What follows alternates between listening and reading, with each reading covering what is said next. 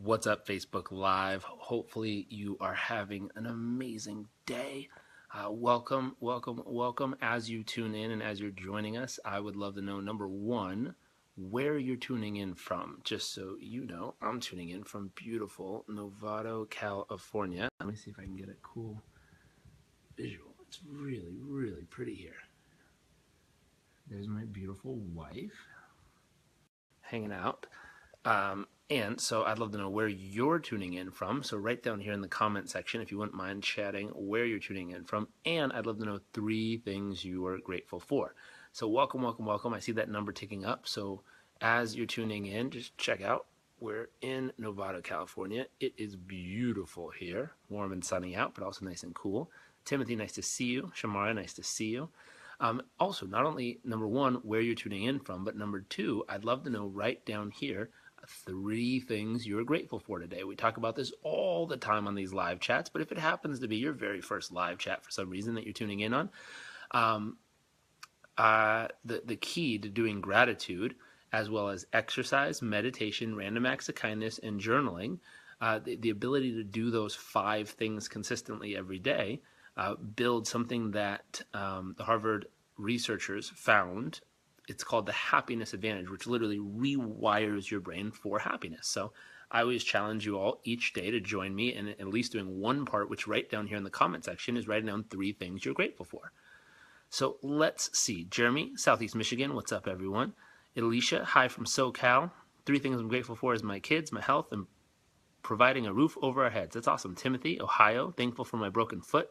Slowed me down and learned a new pace.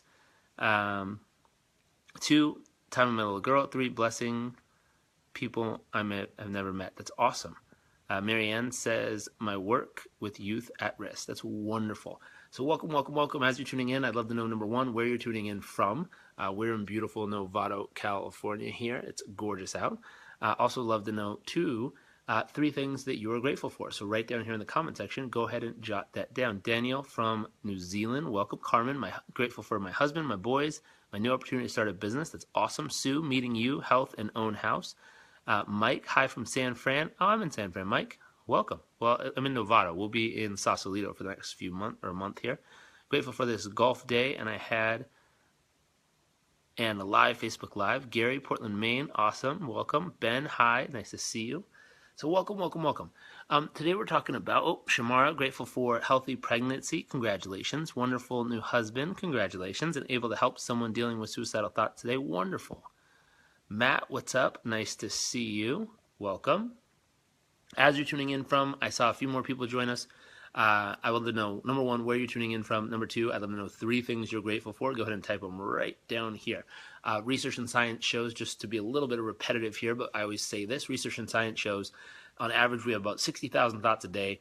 And out of those thoughts, about 95% of them are the same thoughts day to day, and about 80% of those thoughts happen to be negative, which means only 20% are positive, and the focus on the positive. I'd love to help you focus on more things that are positive in your life to build what something at the Harvard research in the happiness positive psychology group. They researched and found that you can build a happiness advantage by focusing on 3 things you're grateful for, journaling something that great happened in the day, doing a random act of kindness, which can be as simple as writing an email appreciating or praising another person on your team or in your family. What else? Exercise and meditation. If you do those 5 things every day for 21 days in a row, can be done as little as 20 or 2 minutes a day. But by doing that, it allows you to rewire your brain for what they call the happiness advantage, which makes you healthier, more productive, get better jobs, better in interviews, make more sales. Like doctors perform 34% better when they're at the happiness advantage than when they're neutral, stressed, or not happy. So it's really amazing what this gives you. If you want to know more about that, Google Happiness Advantage Sean Anker, and you'll see a great TED Talk on it. It's wonderful. Let's see. Mike, are you going to be doing any events close to San Fran? Cheers. None that I have planned right now, but we are here for a month. So if you know of any great events I should be speaking at, please let me know. I'd be happy to talk with them and see if I can get involved. But we don't have anything planned on our own. I know later this year we have a mastermind for our coach training people in Tampa, Florida in September. And then we're also thinking about doing a relationship event which I believe in tomorrow's newsletter that's going out, there's a link. So if you're on our newsletter at jarekrobbins.com and you receive that, there's a link there if you're interested in the relationship event later this year that you can just opt into, and it'll let us know that you're interested. Marianne, I'm grateful for your generous commitment to lifting us. Oh, thanks. Let's see. Lishma, hi, Jay and your wife from Chandler, Arizona. Grateful for a recently cracked phone screen. It's not much. Your great videos on Facebook and my energy live today. That's awesome. Grateful. Marianne says, grateful for my passionate marriage. That's wonderful. Juan, Naples, Florida. Grateful for my career, my family, my health, my bike riding. Luke, solitude allowing me to refuel and re-energize, which supports me in supporting those who align with my consciousness. That's awesome. 2, my 4 beautiful, intuitive, intelligent children. That's wonderful. And my inner being. That's awesome. Elaine, tuning in from from Carolina, USA. Grateful for these live casts, community you're building as a result, and for picking up Rewired audio book for my drive. That's awesome. So let's dive in. Thank you for all of you sharing. If you've just tuned in, what they've been sharing right down here is number 1, where they're tuning in from, and number 2, 3 things they're grateful for to rewire that happiness advantage in their own mind. And I appreciate y'all participating, and I'm excited to always read what you're sharing. So today we're talking about what does it take for you who's watching or listening to be at peace with where you're at? And let me just ask you right now, if you were to just answer that question, if I were to ask you right now, are you at peace with where you're at in your life, with where you're at in your health, with where you're at in your emotions, with where you're at financially, with where you're at in your business, with where you're at in your spiritual life? I'd love to know. Are you at peace with where you're at? Wow, it's a really big ant. Sorry, something caught my attention. It's moving across the carpet over here. So I'd love to know real quick, just comment right below. There's no right or wrong answer, but I'd love to help you. If you're not at peace with where you're at, I'd love to help you get some peace. And so the first question is, are you currently at peace in all the major areas of your life? And number 2, if you are, what had to happen to allow you to give yourself permission to be at peace, to enjoy where you're actually at right now? If you're not, now this is an interesting one. If you're not at peace with where you're at right now, what has to happen for you to give yourself permission to be at peace with where you're at? It's the same question for those of you who, and here's the God honest truth. When you talk to most people, they have some area of their life that they are at peace with. They have other areas of your life that they're not at peace with. And what's interesting is if you find one area of your life that you're totally at peace with, you're like, that part of who I am, okay, I'm good. I don't need anything, don't need to change anything. Like, I am good. I love it the way it is. I work at it every day. I have this beautiful relationship with this category in my life. I'm good here. And it's wonderful. It's blissful. It gets better every day. It's amazing. Oh, welcome back. So when you have that category of your life, what's interesting is if you take that one reference point and use the same process over in another category of your life, all of a sudden, that category that gets under your skin, that frustrates you, that upsets you, that pisses you off, that ticks you off, that makes you anxious, all of a sudden you can have the peace in that other area as well if you want it. Let's see. Tracy says, I'm grateful for the amazing colors of the sunset. Also grateful for the money I've been given throughout my life. I'm grateful for the love I received from a wonderful family. That's awesome. Matt says, I had to hit an ultimate low before I was able to decide to be happy. Wonderful. It's interesting. Not wonderful about the low, but wonderful that you decided to be happy. So there's one insight to how someone found that peacefulness or happiness was they had to hit a total low, but before they're like, screw it, I'm just going to decide to be happy around this. Gary says, for me, peace determines what I focus on. Interesting, Gary. So is it that you focus on stuff because it's peaceful, or do you find peace in focusing on certain things? Meaning, do you focus on like, oh, wow, that's peaceful, so I'm going to move there, or no matter what I focus on, I'm going to create peace around it. I'd be interested. Matt says, still working on being peace with my past relationships, though. The negative always creeps back up from time to time. Interesting. So one thing that's interesting when past that creeps up on you, a useful tool you can use to release the past thoughts that creep up is a couple things. One, identify the meaning you're giving to it. And whatever meaning you're associating to it is usually where the frustration comes in. They shouldn't have done that. They should have done this. I shouldn't have done that. I shouldn't have done this. This shouldn't have happened. This should have happened. Anytime there's shoulds or shouldn't have or anything like that, usually all it means is reality happened and you think it should have been different in some way. And what's fascinating is when you just realize reality happened exactly as it was going to either way, and to find peace with that, create a meaning around what happened in a way that empowers you, that makes you feel peaceful, that calms you, relaxes you, all of a sudden you have total freedom from it. And there's real beauty around that. So Matt, one thing, if the past keeps sneaking up on you, sometimes going back and finding a new meaning to associate to that past experience or event that allows you to have more freedom from it, and boom, you're free from it. Marianne, I'm at peace and open to more peace. That's awesome. How'd you find it? And Marianne, I'd ask, were you always at peace? Was it always that way? Or was there some epiphany? Was there a moment? Was there a transition that allowed you to be at peace? I'd be curious. And thank you so much for all of you who decided to share in the comments, because other people reading and tuning in, they get to hear from your experience. And I'm not here to tell people, this is how I did everything. I'd love to learn more from you and share with them throughout this so that they can see more people's routes and paths. I don't think there's one path for everybody. I think everyone has different routes, and they become beautiful examples for others to learn from and go, oh, I could try that. That might work for me. Sometimes it will. Keep doing it. Sometimes it won't. Toss it aside. Try another. That thought, Elishama, yes, I have peace now because I accepted responsibility. I'm working towards fixing what didn't bring me peace head on. That's awesome. So not only accepted responsibility for what is, but then focused on specific things and go head on with it. I remember when we got into a relationship, my wife and I, she's right over here. Let me say hello. When we first got in the relationship, one of the things I heard again and again and again and again and again, man, it's beautiful here. One of the things I heard again and again and again was the number one factor that messes with relationships is people's beliefs and expectations around money. So I remember within the first so many months of us being married, I said, okay, we need to sit down and define all our beliefs about money. Where does it come from? How much is enough? How much is too little? How do you earn it? What do you do with it? What's good with it? What's bad with it? What's right with it? What's wrong with it? We just wrote down every thought, feeling, and emotion we had around it. And what's fascinating is as we were doing that, it allowed us to understand each other's blueprints, to understand each other's rules and values, and everything we believed and emotionally experienced around this thought. And because we took it head on, now we have very little bumps around money or that thought, because we understand each other's world and we understand each other's thought processes around this whole concept. So Elishama, that whole thought of when you find something that you want to update, going head on with it is really useful, I've found, on our side. Marianne says, letting go of all the angstness and peace is present. Very cool. Gary, focus on the positive at all stages of life. That's wonderful. So focus on constant, never-ending improvement. That's awesome.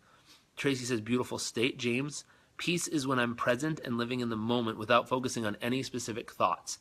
Wow, that's awesome.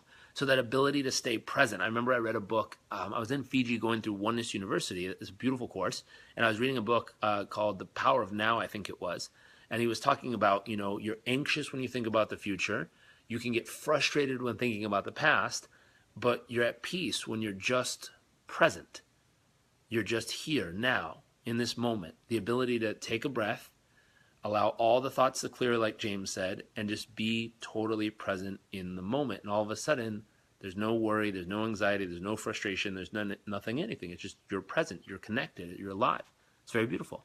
Tanya, thankful for God's presence in my daily life, the amazing husband, our exceptional leadership from our business, and our future of impacting lives and others. That's awesome, Tanya. Debbie, peace has come a lot from looking back at how far I've already come on the journey. Oh, here's a good insight. Look back on all the things you've already done that you're proud of. And it brings peace of like, wow, maybe I have done something with my life so far. Maybe I am proud of what I've accomplished. This is really nice. I'm excited about what I've done, and I'm excited about where I'm going. Debbie, great tip there. Elaine, for me, relying on anything external for happiness, fulfillment means it can't be taken away. Oh, it can be taken away at any time. Oh, interesting. So not relying on an external factor to bring peace or happiness, but more so relying on internal factors. I remember a long time ago when I was really young, my dad and I had this conversation where he said, at some point in your life, you'll have the ability to sit out somewhere and just be. And you'll be at peace with yourself.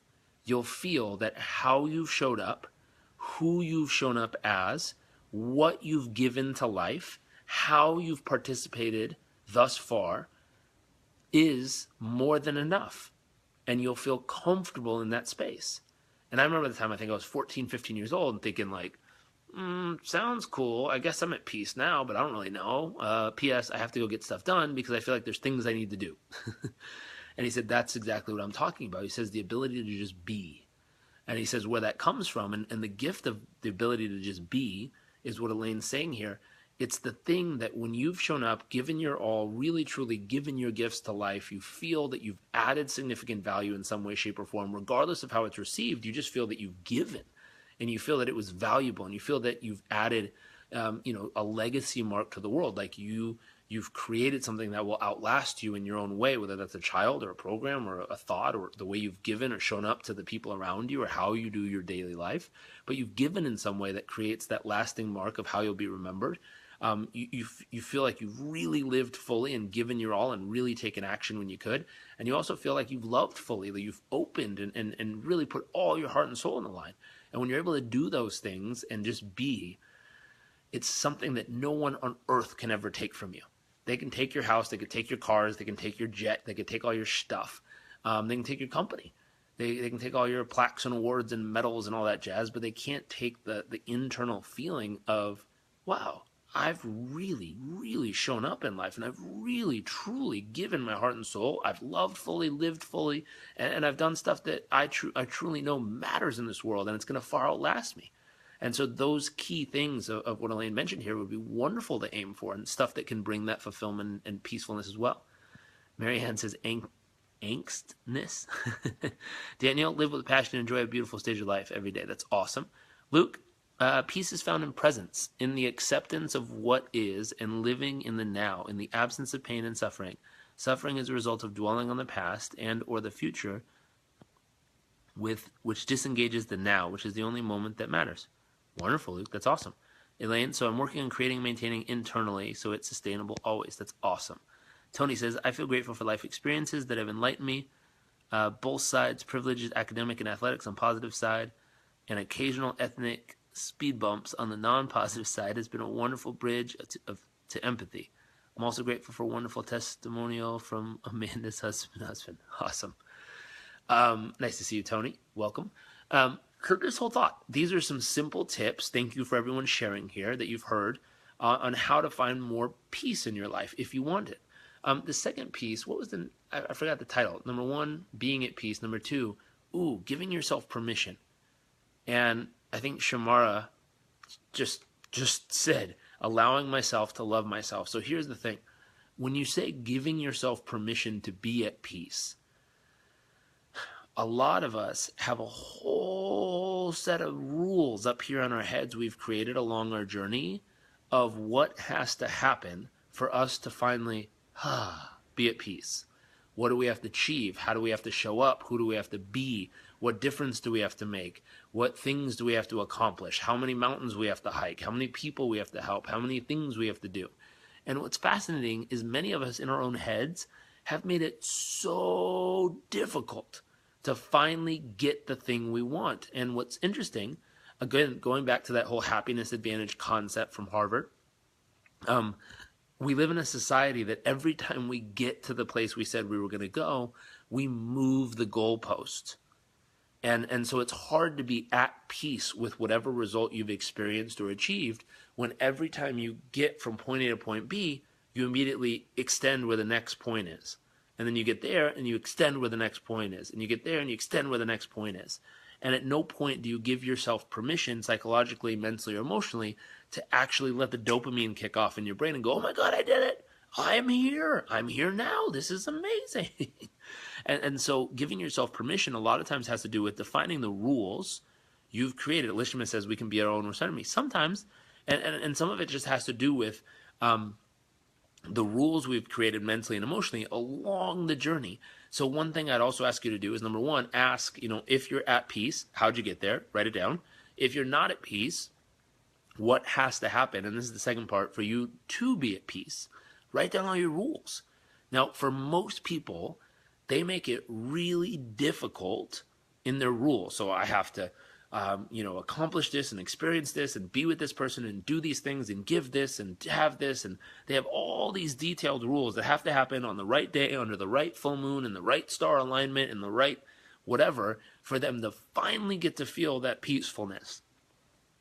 Now, what's interesting, if you ask people, though, what has to happen for you to feel like shit, many times they'll be like, oh my God, well, if this happens, or this happens, or this happens, or this happens, or this happens, or this happens, or this happens, if any of those things happen, instantly I feel like crap.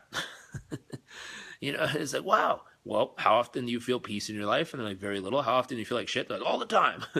and I'm obviously making a little silliness out of this, but the God honest truth is, if you look at your rules, why not rewrite them the opposite way? This is something my dad's taught at his event called Date with Destiny for years, decades. And it's something that he helps people do in the process there at Date with Destiny, where he helps you define your current rules that allow you to feel good, define your current rules that make you feel like crap, and then switch them and make it really easy to feel awesome and amazing and at peace and good with your life every day, and make it really, really hard to feel like shit ever. So that way you get to feel peaceful and alive and blissful all day, and you hardly ever feel like crap any longer, or whatever that negative emotion, stress, angst, anxiety, frustration, whatever that negative emotion is, and you get to feel more peace, bliss, passion, joy, all these other things you want to feel. It's really beautiful. Lori says, let's see, I'm at peace when giving or helping others. If I internalize or focus too much on self, the issue, I'm not at peace. Interesting. So when you're selfless, you're not focused on you, you're just externally giving and focused on serving another human being, you're at peace. That's awesome. Tony says, I give myself the gift of peace every day. Marianne says, I love the life I have while I'm creating the life I dream of. That's awesome. Now, that's a big, big, big key right there if you're looking for one. And these things are simple, but they're great reminders for many people. The ability to love where you are while still enjoying working towards what's next. That's a powerful place to be. So many people don't love where they are, and that's okay. Sometimes it'll piss you off so much that you work to finally get where you want to be. And if you're in a good place, the ability to love where you're at and be like, this is awesome. If I got run over by a bus today, like, I'm good. Life was awesome. I really lived. I really loved. I really mattered. Like, I'm good today if I went out. And I can't wait for tomorrow, too, because that's really exciting. I know where I'm going, and there's lots of adventures there, and I can't wait to keep making progress. It's a really powerful place to live. Let's see, Elaine, yes, I try to look backwards only for the positive perspective, not on what or how far I've come, not to make myself feel like shit. Awesome. Mike, Jay, do you think teas and vitamins like magnesium, thiamine, kava, etc. help the process of feeling at peace, including meditation and sport? There's all kinds of stuff around this. So it depends on the human. I always say why I do one-on-one coaching with people is because I believe everyone's a little different. I don't think everyone's the same. So what's tricky is making a generalized statement saying if everyone drank kava, the world would be a better place. It's like, no, because everyone's biology, neurology, hormones are different, chemicals in their body are different. So really, truly, Mike, yes, those can be incredibly useful. It really depends on the human being, though. One thing that's across the board for all people that works is those 5 things we talked about in the happiness advantage, and they also bring peace. They also bring happiness and joy, which is meditation every day, simple 10 minutes a day of meditating. Number 2, random acts of kindness, doing something simple for others around you that is helpful and kind to them. Number 3, oh bless you. Number 3, getting in some exercise every day trains you that what you do with your body is important.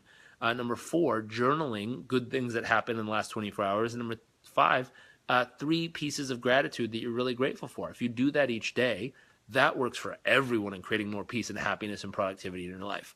As far as vitamins, magnesium, I've just started using some is it called what's it called? Ease? Yeah.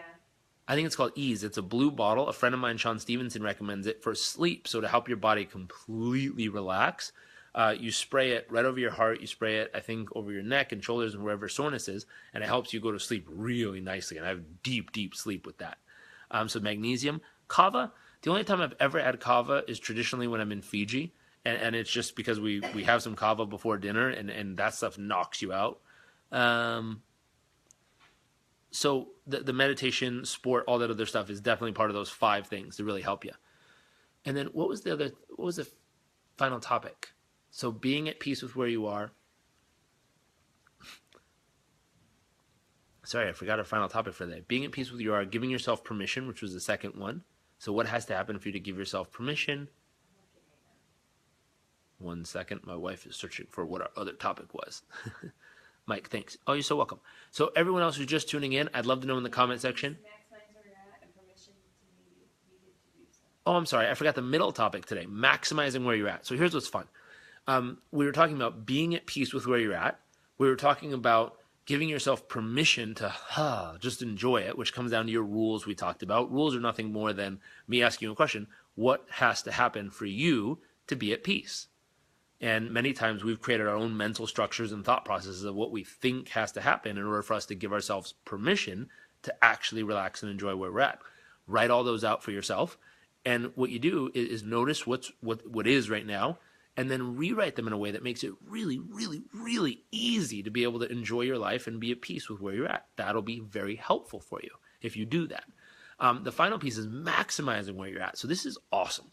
Because I've noticed as a young man who's mentally an achiever, I like to achieve more and more and more, bigger, bigger, bigger, better, better, better. That's why this whole thing is so interesting to me, being at peace. It took a while to just, where I was instead of trying to always be at the next place. Now, what's fascinating is part of the wiring in my head always wanted to be at the next place. It still does. I still want to achieve more. But I think it was Mary Ann or Lori. I forget who wrote it. I'm trying to comb back up.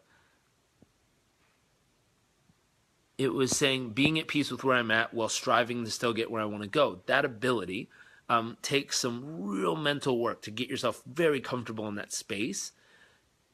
Ralph says the company you keep is a key part of being at peace. I had to learn this the hard way. Yes. So who you surround yourself with, if they're not at peace, they might find a way to stir shit up in your own life. Marianne says, love the life you have. Yeah, totally. And so there's this next step here, which is a little combo in between, which is being at peace with where you're at, excited about what's next, but there's this piece in between before you're ready for what's next. How do you literally maximize every moment of this stage of life that you're at, of this moment of your life? If you have a career that you're involved with and you know at some point you want to transition, how do you maximize those moments? If you have small children and you know they're going to grow up, how do you maximize and squeeze every ounce of life out of those moments with them? If you're living in a certain part of the world and it's like, while we're here, how do I maximize being here right now? And so this is so fun. The concept of a bucket list is like someday when I die, then I finally want to get all these things done. My thought is coming backwards and saying, okay, I call it a live it list, which is stuff you want to live right now, not someday when you die, but live right now and get put to use. And so this concept of if you identify whatever stage or place you're at, like while I still have this job, here's the list of everything I want to accomplish, experience, give, produce, create, be a part of before I ever think of transitioning out of this career. You know, since my child's small, here's everything I want to go do, be, experience, create, develop with them so that I can really maximize these moments of their youth. Here's a fun one. My wife and I were talking about this the other night. Like when we first got together, I made a little list of everything I wanted to try to experience with us when we were engaged before we were married. What are all the things we want to do? Travel to different countries, see the world. I mean, one of my things is I wanted to travel to 10 different countries with the love of my life, exploring the world and exploring ourselves at the same time. And we did that. I think we did more than 10. But that was on my list of while we were dating and engaged, I wanted to experience the world and experience it together. And we haven't stopped since. Now we're in this beautiful place today. But it's that thought process of what's your live it list for the stage and moment of life you're in, so that way you can look back on it in the future and go, wow, I really got every single ounce of life out of that stretch of my life. Now that could be, you could do it in decades. Like for this 10 years of my life, what's everything I want to experience and do and create and be and have and give and share and be a part of? You could do it for 5-year segments. You could do it for careers, being at certain places or certain opportunities. You could do it for being in a certain stage of your relationship to maximize that part of it. There's so many ways you could chunk this for your life, but I would urge you right now to figure out how you define where you're at in your life. Let's see. Luke says, I maximize my time by creating goals to become, not only to achieve. And this way you enjoy the journey looking for what opportunities to grow. That's awesome. Very cool. And that's what we're talking about here. So however you categorize where you're at right now, if you categorize it by the age you're at, if you categorize it by the projects you're working on, if you categorize it by the position you hold or whatever it is, really, truly, I challenge you on this little talk here to keep a live it list for yourself and to make one tonight or this afternoon or this morning if you're in Australia or Asia watching this. Welcome. I know people watch from all over the world. I challenge you to take out a journal and capture your live it list for this moment and stage of life, so that way you can make sure that you maximize every single ounce of what's possible at this moment and stage prior to being ready to progress and move on to whatever's next for you. So that was the thought for the day. So figuring out what has to happen for you to be at peace with your life, giving yourself permission to be at peace with your life, and maximizing the moment and the space of where you're at right now in your life. Hopefully this was useful. If you find it useful or you know someone you believe needs to hear this message or really is the right time of their life for this, all I'd ask is you hit the share button and type in a little message. Now, last time I asked this, I went back and watched what people wrote of why you should watch this. And I think my favorite one was, it was silly, is watch this guy's eyebrows. It's hilarious. ... So hopefully more than my eyebrows is entertaining for someone to tune in. But I appreciate those of you who think my eyebrows are funny. So hopefully they did cool stuff for you. Alicia, awesome. I'm definitely doing that tonight. Thank you, Jay. You're so welcome. And if you know someone specifically who needs to hear this, feel free to tag them in the comment section. For those of you just tuning in, this will really simply, I'll hit done in just a moment. And when it's done, you can go back and watch it from the beginning.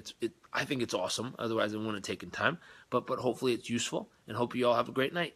If you have any questions, I think I have a couple more minutes before our friends come over for dinner. I'd be happy to answer them for you. While we're waiting, I'll show you our awesome place we're hanging out at. This is our cool spot at our friend's house up here. Let's see. I'm not seeing any questions coming through. Thank you. You're welcome. Bless you. Oh, bless you all. Thank you. Okay, I'm going to head out because we have some dinner time coming up. Brenda, it is nice. It's really cool, huh? We love it. Anyways, have a wonderful night. I will see you all tomorrow. See y'all soon.